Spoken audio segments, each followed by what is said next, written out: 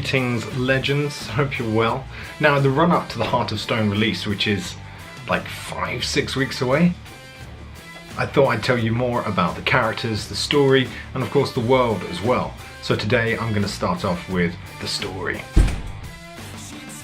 So what is the story of the Heart of Stone, you ask? Well, in a nutshell, it's the story of war and humanity, specifically what war turns humans into, what it makes them do, what they have to resort to either fight through or survive it. The Heart of Stone is told primarily from the point of view of Task, who you would have seen from the cover, imposing chap that he is.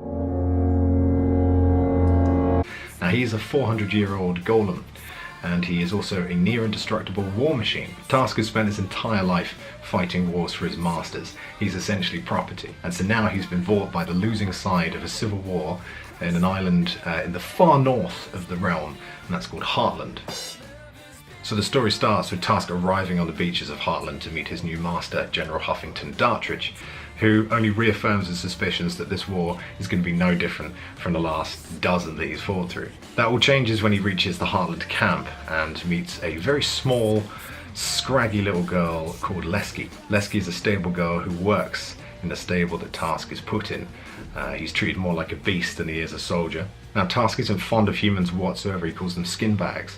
And throughout the book, his distaste of them affects a lot of the decisions that he makes. But Lesky is on a mission to change his mind. She's a very strange but very, very clever little soul. As soon as she meets him, she begins this kind of challenge, this personal challenge to herself, to see whether she can change his mind about what humans are and what humans are capable of. Not necessarily the evils that he's been through, but the good things of humanity. That's the main story that underpins it. Of course, there are many different facets, many different characters, and they're all trying to use and maneuver Task for their own gains. Now, the stakes in Heartland were already very high before Task arrived, and now you've got this indestructible war machine who's now turning the tide of the civil war.